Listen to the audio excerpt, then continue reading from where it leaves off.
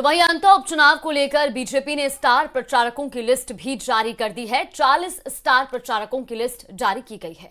तो वहीं देखिए 40 नेताओं की लिस्ट में CM Bhajanlal Sharma, deputy CM दिया कुमारी, मदन राठौड़ और पूर्व सीएम वसुंधरा राजे का नाम शामिल है। तो ये बड़ी खबर आपको बताने, जहां भारतीय जनता पार्टी ने अंता उपचुनाव के लिए अपने स्टार प्रचारकों की सूची जारी की है। इसमें 40 स्टार प्रचारक बनाए गए हैं। कई दिग्गजों का इसमें नाम शामिल है। खुद मुख्यमंत्री भजनलाल शर्मा, दिया कुमारी मैदान में होंगे और प्रचार प्रसार करेंगे। इसके अलावा पूर्व मुख्यमंत्री वसुंधरा राजे का नाम भी स्टार प्रचारकों की सूची में शामिल है। तो बड़ी खबर इस वक्त अंता उपचुनाव से जुड़ी हुई, क्योंकि देखिए कल ही बीजेपी ने अंता उपचुनाव के लिए बीजेपी अपने प्रत्याशी का नाम का ऐलान किया है और उसके बाद से ही 40 स्टार प्रचारकों की लिस्ट जारी कर दी गई है, जिसमें CM Bhajanlal Sharma, deputy CM दिया कुमारी का नाम शामिल है और पूर्व सीएम वसुंधरा राजे का नाम भी इसमें शामिल है। तो ये लोग पहुंचेंगे प्रचार प्रसार करने के लिए। 40 स्टार प्रचारकों की लिस्ट जारी हो चुकी है। ये लिस्ट भी हम आपको स्क्रीन पर दिखा रहे हैं। अंता उपचुनाव से जुड़ी हुई ये बड़ी खबर है। डिप्टी सीएम दिया कुमारी का भी नाम इसमें शामिल है। नाम भी आपको स्क्रीन पर दिखा रहे हैं। जो लिस्ट जारी की गई है वो भी साथ ही साथ आपको दिखा रहे हैं। बिल्कुल, तो अंता उपचुनाव को लेकर के अब सभी जो प्रत्याशी हैं वो मैदान में हैं। कांग्रेस और बीजेपी प्रत्याशी जो हैं और इनके साथ ही निर्दलीय प्रत्याशी नरेश मीणा मैदान में होंगे। ऐसे में अब सभी पार्टियां अपने अपने प्रत्याशियों के लिए प्रचार प्रसार में भी जुट गई हैं और इसी को लेकर भारतीय जनता पार्टी ने भी अपनी 40 स्टार प्रचारकों की सूची जारी की है। इसमें मुख्यमंत्री भजनलाल शर्मा, उप मुख्यमंत्री दिया कुमारी और इसके साथ ही कई बीजेपी के दिग्गजों का नाम शामिल है। तो अंता उपचुनाव का रण सज चुका है और अब जमीनी स्तर पर सभी प्रचार प्रसार में जुटे हुए हैं। तो अंता उपचुनाव से जुड़ी हुई बड़ी खबर, सीएम भजनलाल शर्मा, मदन राठौड़ भी इसमें शामिल हैं और पूर्व सीएम वसुंधरा राजे का भी नाम बताया जा रहा है। और उधर केंद्रीय मंत्री गजेंद्र सिंह शेखावत ने दौसा में बड़ा बयान देते हुए कहा कि अंता विधानसभा उपचुनाव में भारतीय जनता पार्टी ही जीतेगी। उन्होंने ये भी कहा कि बीजेपी की जीत के लिए चाहे लिख कर दे सकते हैं। बिहार चुनाव को लेकर भी उन्होंने बयान दिया और कहा कि बिहार में एनडीए को बहुमत मिलेगा और एक बार फिर एनडीए गठबंधन की सरकार बनेगी। उन्होंने कहा कि बिहार के लोग अभी भी लालू प्रसाद यादव के गुंडा राज को भूले नहीं हैं। तो बड़ी खबर इस वक्त आपको बता रहे हैं, केंद्रीय मंत्री गजेंद्र सिंह शेखावत ने दौसा में ये बड़ा बयान दिया है। अंता उपचुनाव में मैं पूरी जिम्मेदारी के साथ में कहता हूँ, आप लिख करके रखिए, भारतीय जनता पार्टी प्रचंड बहुमत के साथ में विजयी होने वाली है। समय आने पर सब अच्छा होता है। तो गजेंद्र सिंह शेखावत का ये बड़ा बयान भी हमने आपको सुनाया, जहां उन्होंने अंता विधानसभा के उपचुनाव को लेकर के बड़ा बयान दिया और बीजेपी की जीत को लेकर वो आश्वस्त नजर आए। इसके साथ ही उन्होंने बिहार चुनाव को लेकर भी बयान दिया और कहा कि बिहार में एक बार फिर से एनडीए की सरकार बनेगी, क्योंकि बिहार की जनता अब भी लालू प्रसाद यादव के गुंडा राज को नहीं भूले हैं। तो बड़ी खबर, शेखावत का ये बड़ा बयान सामने आ चुका है। लालू के गुंडा राज को भूली नहीं है जनता, ये कहा गया है। लिख करके ले लो, अंता उपचुनाव में बीजेपी जीतेगी। तो इस बयान के कई मायने बताए जा रहे हैं। राजस्थान में अब सब कुछ अच्छा होगा, ये कहा गया है गजेंद्र सिंह शेखावत की तरफ से। तो बिहार में एक बार फिर एनडीए की सरकार बनेगी, ये भी शेखावत की तरफ से दावा किया गया है। तो ये बड़ी खबर आपको बता रहे हैं, जहां गजेंद्र सिंह शेखावत ने ये बड़ा बयान दिया है। दरअसल अंता उपचुनाव को लेकर के उन्होंने जीत का दावा किया और कहा कि भारतीय जनता पार्टी अंता उपचुनाव में भी जीत हासिल करेगी। इसी के साथ उन्होंने बिहार चुनाव को लेकर के भी बयान दिया और कहा कि बिहार में एक बार फिर से एनडीए की सरकार बनेगी, एनडीए गठबंधन को बम्पर वोट मिलेंगे।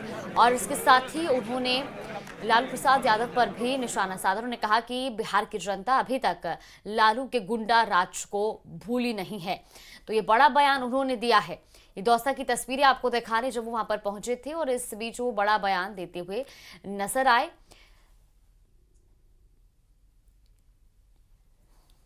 तो साथ ही गजेंद्र सिंह शेखावत ने यह भी कहा कि अब राजस्थान में सब अच्छा होगा।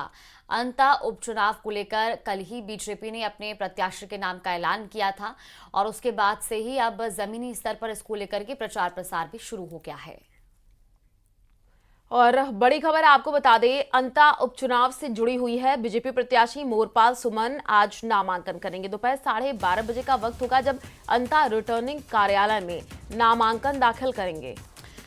तो सांसद दुष्यंत सिंह भी उनके साथ इस दौरान मौजूद रहेंगे। बिना किसी रैली के सादगीपूर्ण तरीके से नामांकन का ये कार्यक्रम होगा। ये पूरी नामांकन की जो प्रक्रिया है वो बिना किसी रैली या किसी सभा की होगी, यानी कि सादगीपूर्ण तरीके से ये नामांकन प्रक्रिया होनी है। उनके साथ इस दौरान आपको बता दें कि सांसद दुष्यंत सिंह भी मौजूद रहेंगे। तो अंता उपचुनाव को लेकर यह बड़ी जानकारी सामने आ रही है, जहां एक और निर्दलीय प्रत्याशी और कांग्रेस प्रत्याशी पहले ही अपना नामांकन दाखिल कर चुके हैं। तो वहीं कल बीजेपी ने अपने प्रत्याशी के नाम का ऐलान किया और आज वो नामांकन दाखिल करेंगे।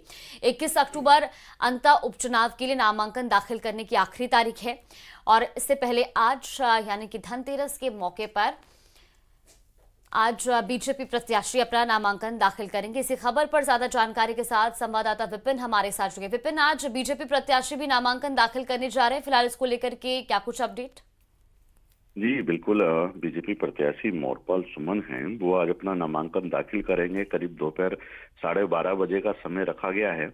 कोई इस तरह की बड़ी रैली या नामांकन रैली के नाम पर या कोई सभा का आयोजन नहीं है।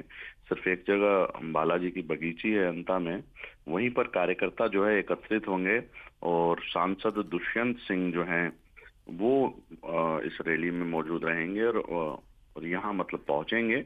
उसके बाद जो है जो 5 लोग हैं जिन्हें अनुमत होगा, जो नेता होंगे, वो जो है सादगीपूर्ण तरीके से जो है अपना नामांकन आज रिटर्निंग ऑफिसर कार्यालय में जमा कराएंगे। तो कोई रैली नहीं, क्योंकि देखिए देरी हुई टिकट में, तो ऐसे में कह सकते हैं कि ये भी एक कारण हो सकता है कि कोई बड़ी रैली का आयोजन नहीं किया जा रहा है और जो है सादगीपूर्ण तरीके से इस पूरे जो है नामांकन प्रक्रिया को ये किया जा रहा है।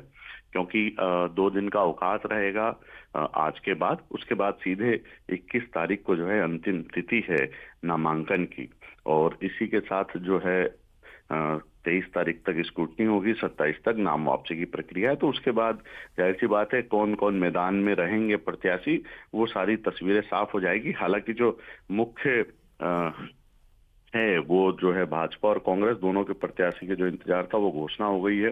अब दोनों बिल्कुल विपिन, और इस सीट पर त्रिकोणीय मुकाबला भी माना जा रहा है। आप नजर बना करके रखिए, आगे आपसे अपडेट लेंगे। फिलहाल शुक्रिया तमाम जानकारी साझा करने के लिए।